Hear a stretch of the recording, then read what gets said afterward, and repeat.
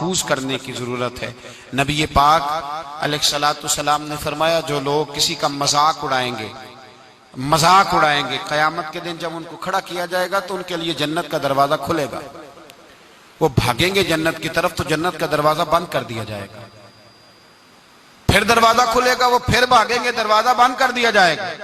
وہ فرشتے سے کہیں گے یہ تو کیا کر رہے ہیں، ہمارے ساتھ بار بار کھولتا اور بند کرتا ہے۔ تو فرشتہ کہے گا تو دنیا میں رب کے بندوں کا مذاق نہیں اڑاتا تھا؟ کسی کا رنگ اگر کس طرح کا ہے، کسی کی بات کس طرح کی ہے، تو گھر جا کے اپنی محفل میں بات چھیڑ دی، اس کے لب و لہجے کا گفتگو کا مذاق اڑانا شروع کر دیا۔ تو جب گفتگو کریں، رائے کا اظہار کریں تو اپنے آپ کو اللہ کا بندہ سمجھ کے اس سے ڈر کے گفتگو کریں۔ یا ایھا الذین آمنوا اتقوا اللہ وقولوا قولا سدیدا، سیدھی بات کرو، سچی بات کرو، کھری بات کرو، میٹھی بات کرو، ایسا جملہ کہو کہ اس جملے کی تاثیر دیر تک پائی جائے، ایسی میٹھی بات کرو کہ دل ٹھنڈے ہو جائیں، ایسی میٹھی بات کرو۔ بس ایک میٹھی بات سنا کے بات ختم کرتا ہوں۔ تاتاریوں کی قوم بڑی سخت تھی، بڑی سخت قوم تھی۔ یہ وہی لوگ تھے جنہوں نے مسلمانوں کی کھوپڑیوں کا مزار مینار بنائے تھے، بڑی سخت قوم تھی۔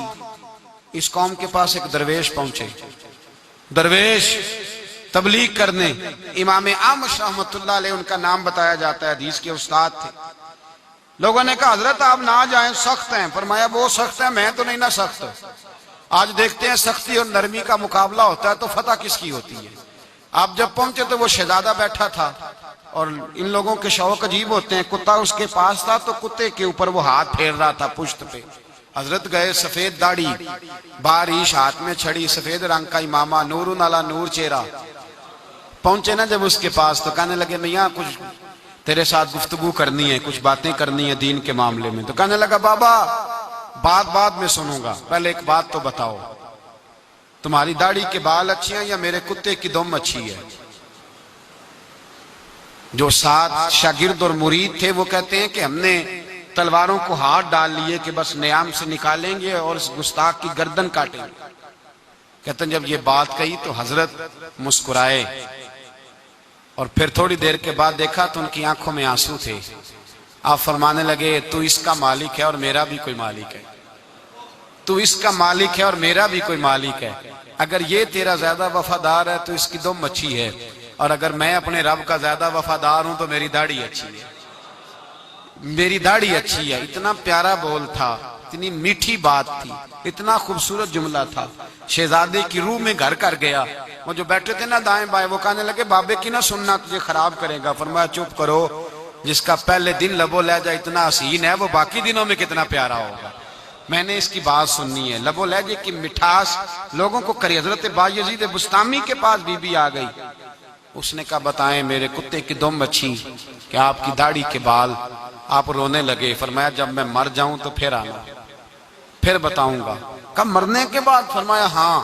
حضرت کا وصال ہو گیا تو آ گئی، جنازہ اٹھا تو کہنے لگی نیچے رکھو، میرے ساتھ وعدہ تھا ان کا، نیچے رکھا۔ کہتے ہیں جب جنازہ نیچے رکھا تو حضرت بایزید نے کپڑا ہٹایا چہرے سے۔ وارث شاہ کدو مر دے جنہ کیتیاں نیک کمائیاں نے۔